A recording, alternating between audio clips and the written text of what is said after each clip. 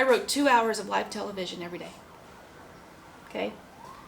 And I suddenly one day realized I want to do something different.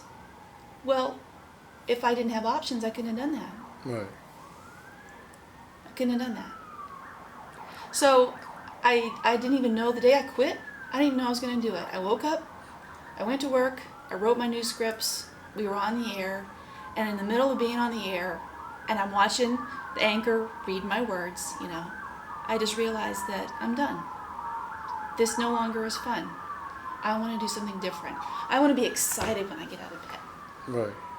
And I'm not excited anymore. So I wrote a resignation letter.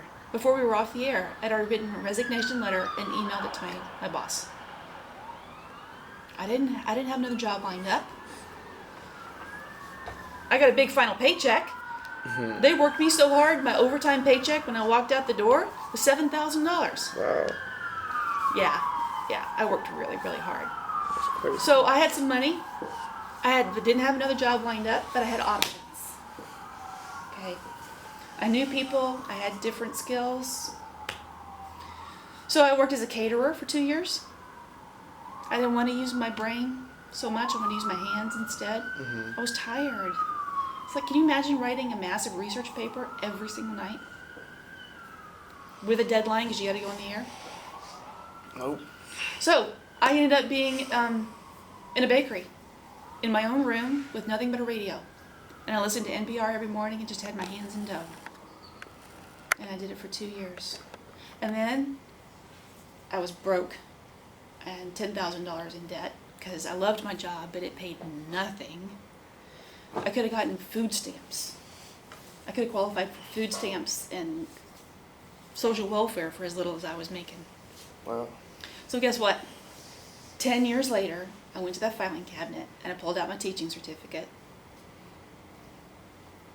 Now you're here. Yeah. And 3 weeks later, I had a job. Wow. Options. You gotta have options. And that means that when you're young, before you're tied down to financial obligations, like car payment or rent or credit cards or anything like that you every month you owe somebody money, mm-hmm. Try not to get trapped in that. Right. Try to leave yourself the option to sleep on someone's couch. Stay with mom and dad until you're 23. Do what it takes to get the skills. Okay. So if you had one piece of advice to give young people getting ready to jump into the real world, what would it be? Advice about jumping into the real world? Yeah. Keep an open mind. And trust that you can have the best laid plans. And they very rarely actually work out that way. But if you keep an open mind and you're willing to be flexible, mm-hmm. and change your path, right? Right. You never know where you're going to end up, but you are going to end up somewhere.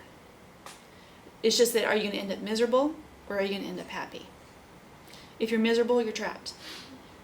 You're trapped in a relationship. You're trapped by financial obligations. You're trapped because you don't have skills. Mm-hmm. Or are you going to end up happy? Because you made the sacrifices young, right? Right. Okay. Like right now, I'm 48. I've been teaching for 15 years. I still have options. I'm not afraid to walk out the door and say, I'm done. It's not fun anymore. What else am I going to do? Hmm. I have a house payment. I have a child. I have obligations. But I still have options. All right, well, I just wanted to thank you for meeting with me and sharing your insight. Story's different, huh? Yep. All right. All right, thank you.